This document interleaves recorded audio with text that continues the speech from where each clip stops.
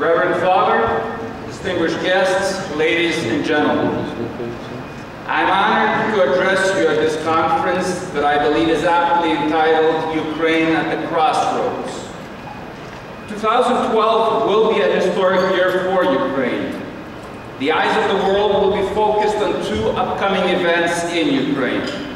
The first is Euro 2012, co-hosted by Ukraine, when the world will get a glimpse of the modern European state that Ukraine has the potential to become.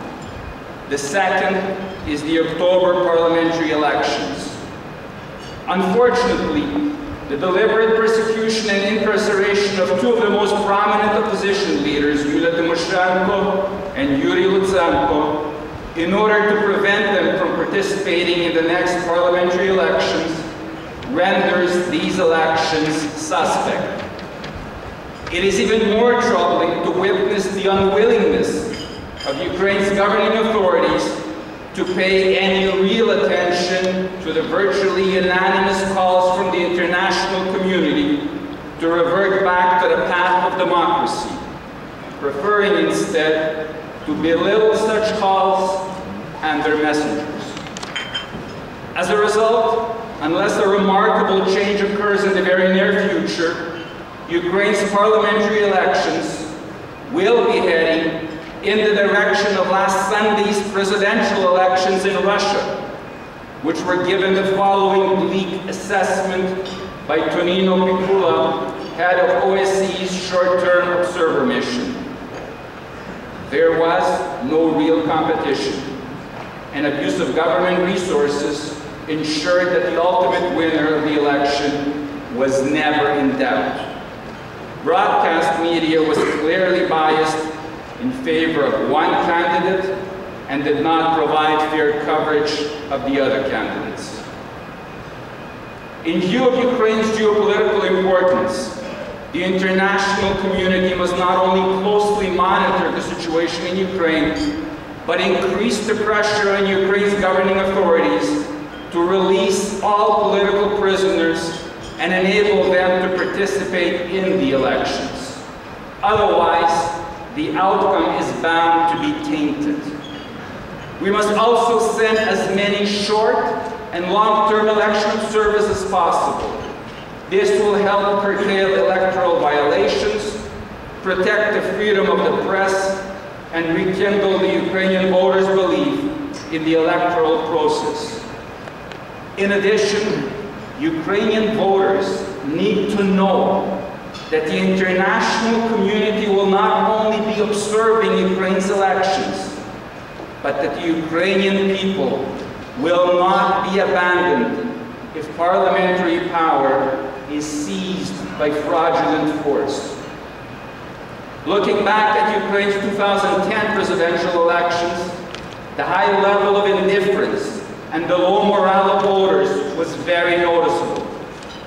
Thus, Ukrainians must be encouraged to vote in high numbers and reminded that voting is real empowerment. We must also redouble our efforts to impress upon Ukrainian political leaders that a strong opposition is fundamental in any democracy, and that the key to an effective opposition is unity. A quick political reality check must take place by the leadership of the various opposition political parties in Ukraine, and the Ukrainian electorate should be offered a united opposition representing a real and viable alternative. Ukraine is indeed at a crossroads, and Ukraine's immediate future will be in the hands of its people in October of this year.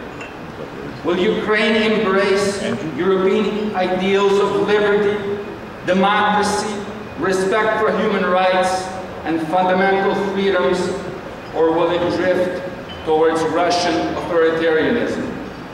Will Ukraine develop into a country that will be truly welcomed into Europe's community and institutions as a full-fledged member, or will it continue to vacillate between the poles of Europe and Russia? Clearly, a Ukraine firmly settled on the path toward European integration is critical to our collective interests, especially to maintaining regional peace and stability. That is why continued engagement with Ukraine should be encouraged both on an official level and, more importantly, on the grassroots level to promote and help develop civil society in Ukraine. Ultimately, the people of Ukraine share Europe's ideals and aspire to its way of life, but more policies need to be adopted that make a difference in their lives and counter the pro-Russian forces intent on driving Ukraine away from Europe. The Ukrainian World Congress will continue to work with its constituents and the international community to help steer Ukraine on the path to democracy.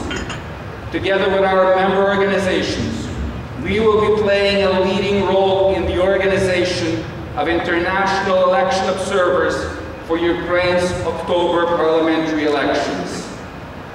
I would like to thank the organizers for inviting me to address you today, and I wish you all a productive conference. Thank you.